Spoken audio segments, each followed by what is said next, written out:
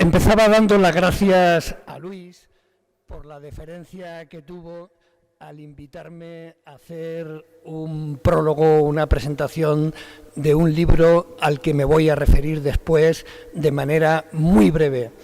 Pero antes, si me permiten, quiero felicitar a Luis porque ha sido su idea, su empeño, su tesón, lo que ha hecho posible que hoy estemos constituyendo esta academia, que sin duda alguna es una feliz idea y estoy seguro que va a dar de sí mucho y va a beneficiar la cultura y la ciencia de Castilla-La Mancha.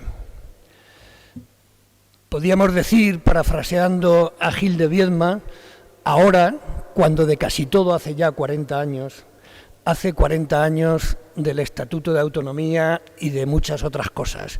Y yo creo que es un buen momento, se podría haber hecho antes, pero nunca es tarde si la dicha es buena, para constituir y crear una academia como esta. Pero yo me voy a limitar a hablar del libro para el que me han invitado a tomar la palabra. Dos palabras, en primer lugar, sobre el autor, Antonio Rodríguez Huéscar.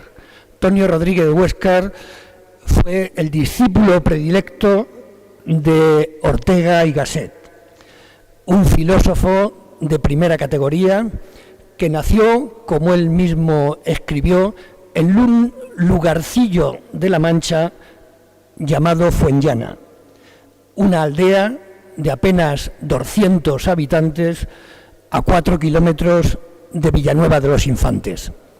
Curioso que este lugarcillo de La Mancha, a lo largo de toda su historia, haya dado dos filósofos de la categoría de Antonio Rodríguez Huéscar y de Santo Tomás de Villanueva, nada más y nada menos, que nació en Fuenllana. Es verdad que le separan 5 siglos y muchas otras cosas, pero lo que quiero es poner de manifiesto la circunstancia de que en ese lugarcillo hayan nacido dos filósofos de esa categoría.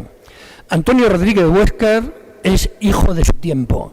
Él estudió en Infantes y luego en Ciudad Real para pasar después a una muy prestigiosa Facultad de Filosofía y Letras, donde tenía como profesor a Ortega y Gasset y donde daban clase Gauss, Zubiri y toda una generación de grandes filósofos que acabaron lamentablemente cuando se produjo en la posguerra el atroz desmoche de la Universidad Española por utilizar el título de un libro. Durante la guerra, Antonio Rodríguez Huéscar se refugió como maestro en un pueblo del campo de Montiel, en la Torre de Juan Abad, de donde era señor nada más y nada menos que Quevedo, cuyo polvo enamorado está enterrado en Villanueva de los Infantes. Allí aguantó hasta que acabó la contienda y después tuvo muchos problemas para reincorporarse al magisterio, de tal forma que tuvo que fundar un colegio privado en Tomelloso que llamó, naturalmente, Colegio Santo Tomás. Ahí estuvo unos años hasta que pasó al Instituto de Estudios con Jimena Menéndez Pidal, donde estuvo dando clases hasta 1955, cuando muere Ortega, y entonces piensa que no tiene nada que hacer en España y se va a Puerto Rico y da clase en una universidad en Puerto Rico con un prestigio internacional impresionante. Estando en Puerto Rico, escribe el librito este que ahora Luis se ha empeñado en reeditar, y es un libro verdaderamente impresionante. Trata de la relación con el tiempo de los hombres del campo de Montiel y tiene una visión absolutamente pesimista.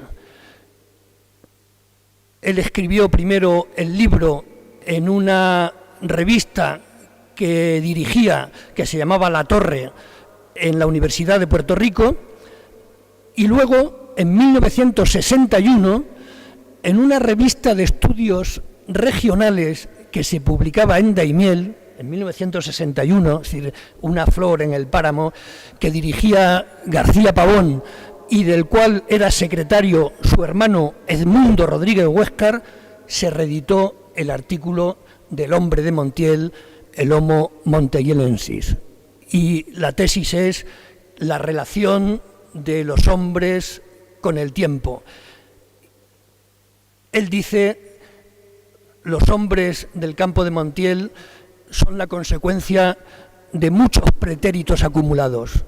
Y él explica que hay una inercia a la inactividad, a la bulia, a el no querer afrontar la vida con los nuevos inventos, con las novedades, etc.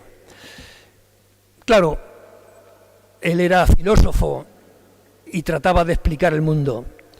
Otros aprendimos que de lo que se trataba no era solo de explicar el mundo, sino de transformarlo, la famosa tesis de Feuerbach. Y yo tengo claro que aquel temperamento que él describe en aquellos años duros de la posguerra y del franquismo no se deben a que esté en el ADN de los manchegos ni de los habitantes del campo de Montiel una propensión a la ineficacia, a la bulia, a la pereza, sino en una coyuntura política acumulada a lo largo de los siglos que les había empujado hacia la marginación y hacia la pobreza. Y por tanto, lo que habría que hacer, siguiendo a su maestro, es cambiar las circunstancias. Porque si somos nosotros y nuestras circunstancias, habría que cambiar las circunstancias que habían llevado a ese pueblo, a toda esa comarca, a ese estado de postración que él describe maravillosamente bien. Y no me quiero alargar más. Creo que el librito merece la pena que se lea. Creo que es un acierto por parte de Luis el que la primera coedición con la universidad de esta academia haya sido este estudio, y desde luego les invito a que lo lean porque tiene un gran interés. Muchas gracias.